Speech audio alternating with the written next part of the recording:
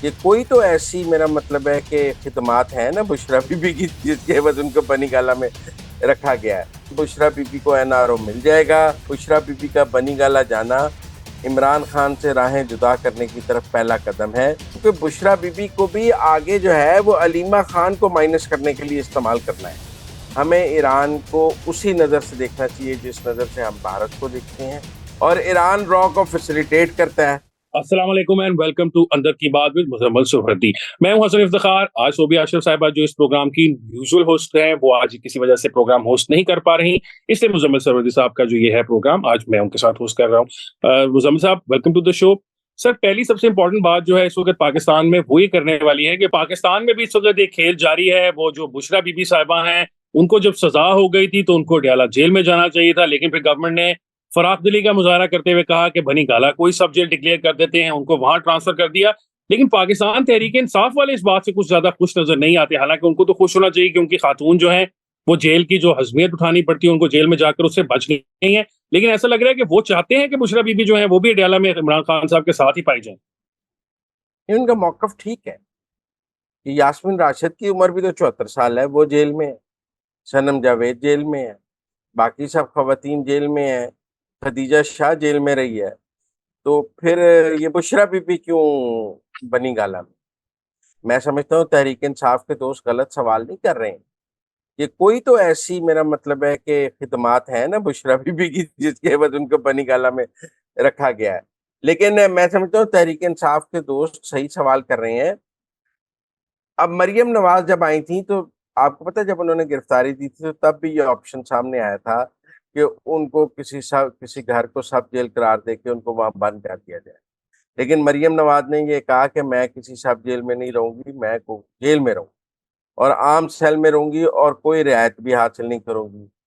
जब मरियम नवाज ने कहा कि मैं तो फ्राइंग पैन गरम करके अपने कपड़े इस्त्री करती हूँ थी, तो इन्होंने बड़ा मजाक उड़ाया, भाई कब जेल में इस्त्री नहीं होती है, अगर आप अपने कपड़े पहनना चाहते हैं और वो छोड़ है तो आप फ्राइंग पैन गरम करके अगर उनका कुछ सही कर ले। तो इन्होंने बड़ा मजाक उड़ाया तहरीक इंसाफ के दोस्तों ने।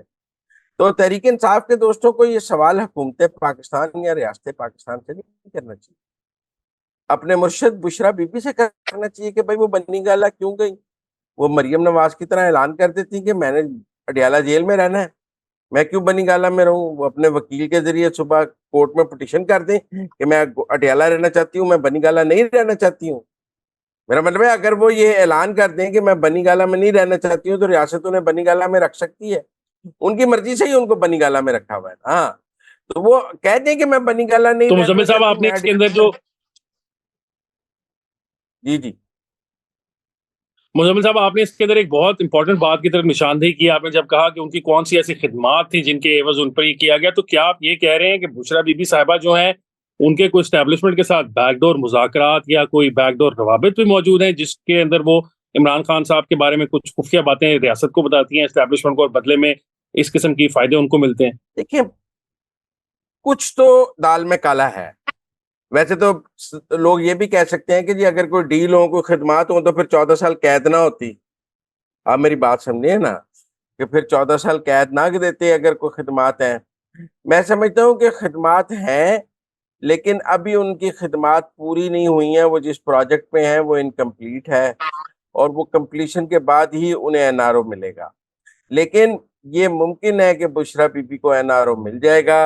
अगर वो बनी गाला की सब जेल में भी जा सकती हैं तो फिर वो बरी भी हो सकती हैं आगे जाकर। और वो इमरान खान के खिलाफ वादा माफ गवाह भी बन सकती हैं। मुझे लगता है कि जो ही बुशरा बीबी का बनी गाला जाना इमरान खान से राहें जुदा करने की तरफ पहला कदम है, और आहिस्ता आहिस्ता ये फासले बढ़ते जाए।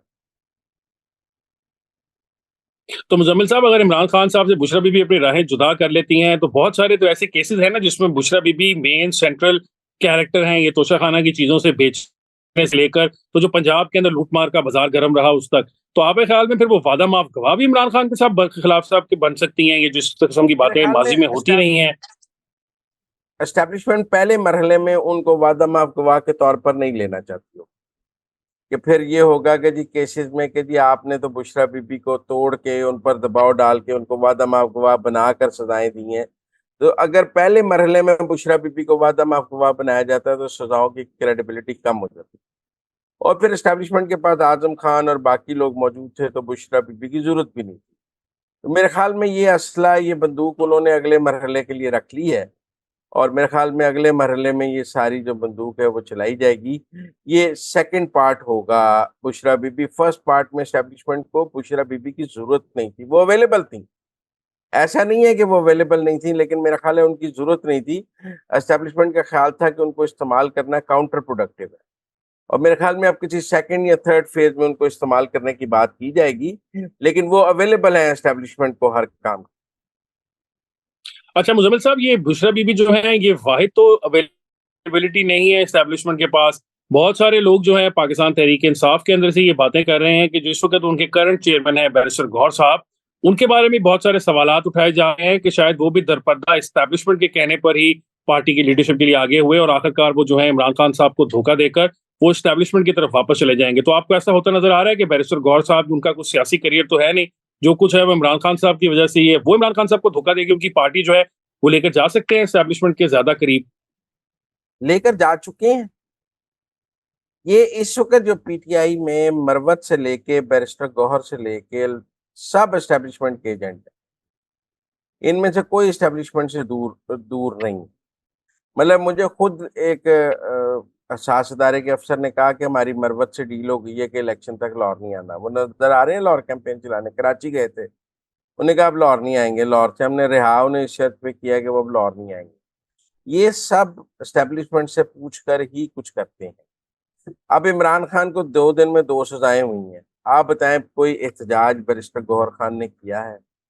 कोई इनके साथ इतने वकला हैं, ये किसी बार रूम में ही इन्होंने एहतजाज किया है। आपने इतनी वकीलों को टिकटें दे दी हैं, कोई लाहौर बार में, कोई इस्लामाबाद बार में, कोई सुप्रीम कोर्ट बार रूम में ही एहतजाज हो जाता है, कोई एहतजाजी जलसा। देखिए वो कहते हैं जी बाहर एहतजाज करते हैं तो पुलिस पकड़ लेती है, बार रूम में एहतजाजी जलसा कर लेते हैं, पूरे मीडिया को बुला के तकरीरें कर लेते हैं। किसी ने रोका है बार रूम में जलसा करने से? हुआ तो एक इम्यूनिटी हासिल है ना आपको। पुलिस तो बार रूम में दाखिल नहीं हो सकती है। सारे पीटीआई के वकील इकट्ठे होते हैं, बार रूम में तकरीरें करते हैं, लाइव चलता है, लेकिन किसी ने कोई वो तो मुझे लगता है ये सारे इमरान खान की सजाओं से बड़े खुश हैं। और मैं आपको बताऊं कि बुशरा बीबी को भी आगे जो है वो अलीमा खान को माइनस करने के लिए इस्तेमाल करना है, क्योंकि अब प्रॉब्लम बुशरा बीबी नहीं है, प्रॉब्लम अलीमा खान है। और अलीमा खान को जिस दिन माइनस कर लिया गया, उनको इमरान खान से दूर कर लिया गया, तो फिर तो एस्टेब्लिशमेंट के सारे मसले हल हो जाएंगे। एक वही तो इमरान खान के साथ खड़ी नजर आ रही है, बाकी सब तो एजेंट है। तो मुजम्मिल साहब, अब इमरान खान साहब जो हैं, जो वो जेल में बैठे हैं, उन्होंने अपने हाथ से ये पार्टियां एजेंट नुमा लोगों के हाथ में हैंड ओवर की हैं, तो उनकी क्या मजबूरी थी? उनको कुछ समझ नहीं आ रहा था? वो भी तो किसी लॉयल आदमी को दे सकते थे। अलीमा खान साहबा को भी अपना जानशीन मुकर्रर किया जा सकता था। अलीमा खान साहबा की पाकिस्तान तहरीक इंसाफ के लिए इमरान खान की बहन होने के अलावा भी बहुत सारी उनकी खिदमात हैं, बहुत अरसे से पाकिस्तान तहरीक इंसाफ के साथ मुंसलिक हैं। तो क्या वजह हुई कि इमरान खान ने अपने किसी बंदे पर ट्रस्ट नहीं किया और इस तरह बाहर से लोग ला के ले आए? क्या उनका ख्याल था कि ये लोग जो है ये एस्टेब्लिशमेंट इनको इन्फ्लुएंस नहीं कर पाएगी, इसलिए लाए थे इनको? देखिए इमरान अलीमा को बनाना चाहते थे, लेकिन बुशरा बीबी और अलीमा खान की लड़ाई की वजह से अलीमा खान, क्योंकि फिर बुशरा बीबी खुद भी कैंडिडेट बन गई। असल में तो एस्टेब्लिशमेंट अलीमा का रास्ता रोकना चाहती थी ना, तो एस्टेब्लिशमेंट ने अलीमा का रास्ता बुशरा बीबी के जरिए रोका। आपको उनकी और लतीफ खोसा वाली ऑडियो लीक याद है ना, जिसमें वो अलीमा खान और बहनों के खिलाफ गुफ्तगू कर रही थी? जी बेहतरीन बिल्कुल। चॉइस अलीमा खान ही थी। और मेरी पीटीआई के कई लोगों से बात हुई, उन्होंने कहा जी कि अलीमा को चेयरमैन बनाएंगे तो वोटर भी निकल आएगा, सब निकल आएगा। लेकिन उस वक्त बुशरा बीबी ने अपना कैंडिडेचर अनाउंस कर दिया और सबने कहा जी बुशरा बनेंगी, बुशरा बनेगी। इमरान खान के लिए चूज करना मुश्किल था बुशरा बीबी और अलीमा खान में। लिहाजा एक थर्ड कैंडिडेट के तौर पर बैरिस्टर गौहर आगे, जिसको भी एस्टेब्लिशमेंट चाहते। देखिए मैं आपको बताता हूँ, ये ऐसी है जैसे पीटीआई को मजलिस वादतुल मुस्लिमीन का निशान भी अवेलेबल था। एक और सियासी जमात भी कह रही थी कि हमारा निशान ले लें, जमात इस्लामी भी कह रही थी कि हमारे साथ इलेक्शन लड़ लें। वो बल्लेबाज पे क्यों गए? क्योंकि बल्लेबाज एस्टेब्लिशमेंट का फॉल्स फ्लैग ऑपरेशन था। मतलब अगर मजलिस वादतुल मुस्लिमीन का प्लान बी होता तो फिर मजलिस वादतुल मुस्लिमीन ने तो अपने निशान ही ना वापस लेने थे। उन्होंने तो खड़े रहना था कि जी हमने ठीक दी है। वो आज भी इमरान खान के साथ खड़े हैं। एस्टेब्लिशमेंट चाहती थी कि मुआहदा बल्लेबाज से करो, बाद में हम बल्लेबाज खींच लेंगे, तो नजरियाती को खींच लेंगे और ये सारे आजाद हो जाएंगे।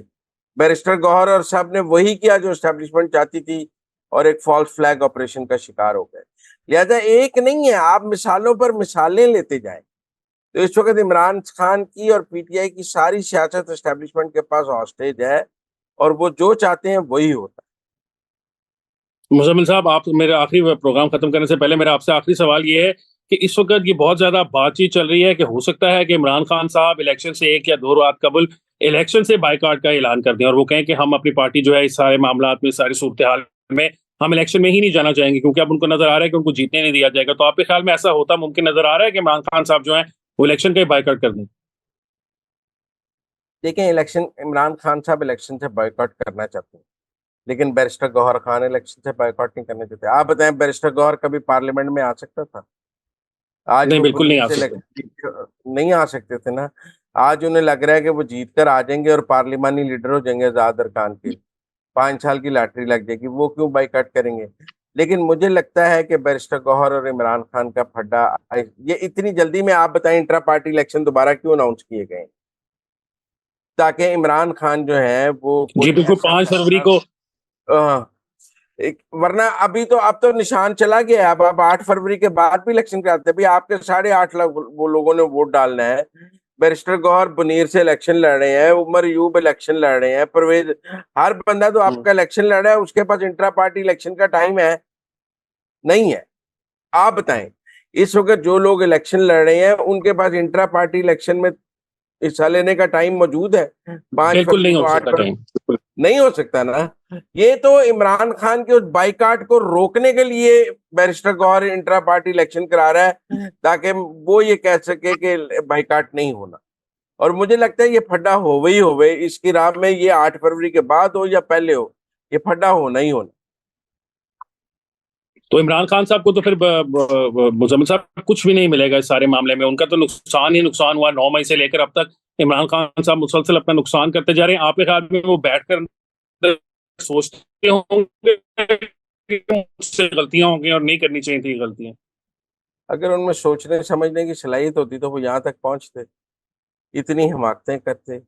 वैसे तो हमारे एक उस्ताद हैं, वो कहते हैं stupidity has no limits, it can go beyond limits. तो इमरान खान की political stupidity is beyond limits. आप उनसे मजीद भी तवक्को कर सकते हैं, क्योंकि वो जे दर पर करी जा रहे हैं और कोई उन्हें समझाने वाला भी नहीं। असल बात यह है कि ना वो किसी की सुनते हैं और ना समझते हैं। तो आजकल तो वजन भी बढ़ गया है और आजकल वो कहते हैं उनकी सेहत भी कोई इतनी ठीक नहीं है, रिहैब पर है। चले मुजम्मिल साहब, अल्लाह करे कि इमरान खान साहब को अल्लाह बेहतरीन किस्म की सेहत दे। बलूचिस्तान में जिस कदर शोरश बरपा है, पहले भी मामलात खराब रहे हैं, लेकिन ये पिछले कुछ महीनों के अंदर वहां पर जो मामलात हैं वो और ज्यादा खराब हो गए हैं। अभी वो लेटेस्ट जो डेवलपमेंट्स हैं उसमें आपको पता है कि दहशतगर्दों ने पाकिस्तानी फौज की इंस्टॉलेशन पर हमले किए और उनको जो है वो अगवा करने की भी कोशिश की गई। तो आप ये बता सकते हैं हमारे नाजरीन को कि ये क्या वजह है कि ये एकदम शोरश जो है इसमें इतनी तेजी किस तरह आ गई है? देखिए, मैं ये समझता हूँ कि ये बलूचिस्तान में इस वक्त जो भी शोरश है और दहशतगर्दी के वाकयात हो रहे हैं इलेक्शन के करीब, जिसकी वजह से आज इलेक्शन कमीशन ने इजलास भी किया है कि वहाँ सिक्योरिटी की वजह से, अब ये कहने में तो कोई दो राय नहीं ना कि इनके पीछे ईरान है। और ईरान, बलूचिस्तान की जो प्रॉक्सी वॉर है वो ईरान ने शुरू किया और अब इसको इलेक्शन के करीब तेज भी ईरान कर रहा है। ये वक्त आ गया है तय करने का कि ईरान पाकिस्तान का दोस्त है या दुश्मन है। ये वक्त आ गया है ये तय करने का कि ईरान हमारे साथ वही कर रहा है जो भारत कर रहा है, या ईरान को मुस्लिम बरादर मुल्क के होते हुए वो सब करने की इजाजत है जो भारत कर रहा है और हम उसको भारत की कैटेगरी में नहीं रखेंगे। हम ईरान को अब उसी नजर से देखें जिस नजर से हम भारत को देखते हैं, जिस नजर से हम अफगानिस्तान में उन दहशतगर्द तंजीमों को देखते हैं जिन्होंने अफगानिस्तान में पनाह ली। अच्छा, हम अफगानिस्तान में तो लीवरेज देते हैं कि जी उनकी रेट नहीं है, अफगान तालिबान की कुछ लोग उनके अबव द लॉ हैं वहाँ पे, वहाँ सेफ हेवन हैं। लेकिन ईरान में तो कोई सेफ हेवन्स नहीं। पासदारान इनकलाब का तो पूरे ईरान पर कंट्रोल है। और पीछे जो ईरान ने पाकिस्तान पर हमला किया है उसकी इजाजत तो खामनाई तक ने दी थी कि आप कर लें। उनको शायद अंदाजा नहीं था कि पाकिस्तान जवाब देगा। जवाब देने के बाद वो लम्बे पै गए और उनका ईरानी वजीर खारजा यहाँ आ गया। आप समझें कि ईरानी वजीर खारजा पाकिस्तान इसीलिए आया ना कि वो हालात को कूल करना चाहता था। लेकिन ईरान अब एक डबल स्ट्रेटजी पे काम कर रहा है। वो पाकिस्तान से सरकारी सतह पर ताल्लुकात ठीक रखना चाहता है और प्रॉक्सी जो दहशतगर्दों की है वो भी जारी रखना चाहता है। ये जो हालिया मच में हुआ है, आपका ख्याल है ये ईरान की मर्जी के बगैर हुआ है, जिसकी बीएलए ने मतलब जिम्मेदारी कबूल की है? अब मैं आपको इसकी एक और मिसाल दूं कि जिन 9 पाकिस्तानियों की आज मय्यतें पाकिस्तान को हैंडओवर की गई हैं बॉर्डर पे, जिनको मारा गया ईरान में, 9 मजदूरों को, उनकी जिम्मेदारी पहले बीएलए ने कबूल की है। ये हमने उस रिटेलिएशन में मारे हैं जो पाकिस्तान ने मिसाइल मारा उनके ऊपर और उनके वहां 9 कमांडर मार गए। बाद में जब ईरान को हम पड़ गए कि आपने हमारे बंदे मारे हैं, तो बीएलए ने अपने जो जिम्मेदारी कबूल की थी उससे विड्रॉ कर और कहा जी वो हमारा फेक लेटर था। हालांकि वैसा ही लेटर है जैसे वो हर जिम्मेदारी कबूल करने पर लेते हैं। अब मच की जिम्मेदारी उन्होंने कबूल कर ली है। ईरान ने उनको कहा है कि आप हमारी सरजमीन पर कोई वाकया करें तो उसकी जिम्मेदारी ना कबूल करें, और पाकिस्तान में कोई वाकया करें तो उसकी जिम्मेदारी कबूल करें। लिहाजा मैं समझता हूँ कि अब पाकिस्तान को ईरान के साथ दो टोक बात करनी चाहिए। हमें ईरान को उसी नज़र से देखना चाहिए जिस नज़र से हम भारत को देखते हैं, क्योंकि भारत भी तो, हमारा क्या इल्ज़ाम है कि रॉ पाकिस्तान में दहशतगर्दी करा रहा है। बिकल भूषण भी तो ईरान से आया था, रूट तो जी सर, ईरान। मैं यही कहने लगा था।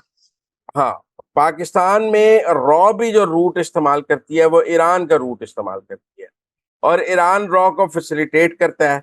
तो मेरे ख्याल में अब वक्त आ गया है कि हम ईरान पर ये वादे करें कि हम आपके साथ वैसे ही देखेंगे जैसे हम भारत को देखते हैं, और ईरान के साथ अब नरमी करने की जरूरत नहीं। सर, ये बलूचिस्तान के अंदर जो इस वक्त शोरश है उसके दो फेस है ना। एक तो उनका पॉलिटिकल फेस है जो वो लॉन्ग मार्चेस की सूरत में इस्लामाबाद तक आ जाते हैं, वहां आके बैठ जाते हैं और वहां पे वो कुछ और गुफ्तगू करते हैं। दूसरी तरफ ये जिस तरह ये बीएलए वाले हैं, ये असला बरदार हैं, ये वहां पर तो फौजी जो इंस्टॉलेशन हैं, ये फौजी टारगेट्स को तो छोड़ें, ये आम जो गरीब पंजाबी बेचारे मजदूर बलूचिस्तान में काम करने गए हैं, आपको पता है कि उनका भी ये मर्डर इस तरह करते हैं, दर्जनों की तादाद में उनको मार देते हैं। तो अब इस मामले को किस तरीके से सॉल्व किया जाए? हम किसकी बात सुने? वो जो शक्ल हमें पॉलिटिकल दिखाते हैं आकर यहाँ पर और मासूम बनकर दिखा रहे हैं, या उनकी जो ये बंदूक लेकर ये मुज़ाकरात को सबोताज करना चाहते हैं? दोनों एक ही हैं, ये एक ही लड़ाई की दो शक्लें हैं। आप मेरी बात समझें, ये लॉन्ग मार्च जो है ना, ये भी ऐसे ही नहीं हो गया था। इसके पीछे भी आप समझे एक हिकमत अमली थी। मैं समझता हूँ कि भारत जो है वो इस वक्त दुनिया भर में जो खालिस्तान की तहरीक चलने के लिए जो खालिस्तान के रेफरेंडम है उनसे काफ़ी परेशान है, और उसका ख्याल है कि पाकिस्तान की सिखों के लिए काफ़ी हमदर्दी है। सिख ननकाना भी आते हैं, या कल करतारपुर भी आते हैं, पंजा साहब भी आते हैं, और पाकिस्तान ने हमेशा सिखों के खालिस्तान को सपोर्ट किया है। तो ये जो बलूचिस्तान का मसला था, ये जो इंटरनेशनली खालिस्तान के रेफरेंडम शुरू हुए हैं, मुझे ये लॉन्ग मार्च उसका जवाब लगता है। अब वो मिसिंग पर्सन्स के नाम पर लॉन्ग मार्च था, और हमारे बहुत सारे जर्नलिस्ट जो ह्यूमन राइट्स एक्टिविस्ट भी हैं, जर्नलिस्ट होने के साथ साथ वो उनके साथ खड़े हो गए कि मिसिंग पर्सन नहीं होना चाहिए। और मैं खुद भी समझता हूँ पाकिस्तान में कोई मिसिंग पर्सन नहीं है। अगर किसी को गिरफ्तार किया है तो कानून के मुताबिक अदालत में पेश करना चाहिए। किसी भी इदारे को किसी को गायब करने का कोई हक नहीं होना चाहिए। लेकिन अगर जब महरंग बलोच ने कहा कि जी जो ईरान में मरे हैं वो भी उनके वर्षा तो यहाँ लॉन्ग मार्च में बैठे हैं, तो फिर मेरा मतलब है जो ईरान में दहशतगर्द कैंपों में कमांडर बैठे हैं वो मिसिंग पर्सन है। उनके वर्षा इस्लामाबाद में बैठ कर कहें कि हमारे बच्चे मिसिंग पर्सन है, भाई वो ईरान में बैठे हैं। पहले तो आप ये बता दें कि आपके कितने बंदे पहाड़ों पे हैं, कितने बलोच दहशतगर्द तंजीमों में हैं, कितने बीएलए में हैं, कितनों ने अफगानिस्तान में पनाह ली हुई है, कितनों में ईरान में ली हुई है। बाद में हम आईएसआई से साफ कर लेते हैं कि भाई आपके पास कितने हैं, ठीक है ना। और सरदार अख्तर मैंगल साहब पहले तो बड़ा इसको एनकैश करने आए थे, फिर जब उनको पता लगा कि उनके पास भी अकामा है, दुम दबाकर भाग गए, और उन्होंने दोबारा महरंग बलोच का पता ही नहीं किया अपने अकामा निकलने के बाद कि उनके पास दुबई का अकामा था, उनके कागज रिजेक्ट होने लगे थे। मैं इसको पाकिस्तान की सिक्योरिटी का इशू मानता हूँ, और ये अफसोसनाक बात है कि ईरान ये खेल अब पाकिस्तान के साथ खेल रहा है। नाज़रीन, आज के प्रोग्राम के लिए इतना ही है। मुज़म्मिल सोहरावर्दी साहब के साथ अंदर की बात आपने सुना। अपने फीडबैक से हमें आगाह रखिएगा। मुझे हसन इफ्तिखार को दीजिए इजाज़त। अल्लाह हाफ़िज़।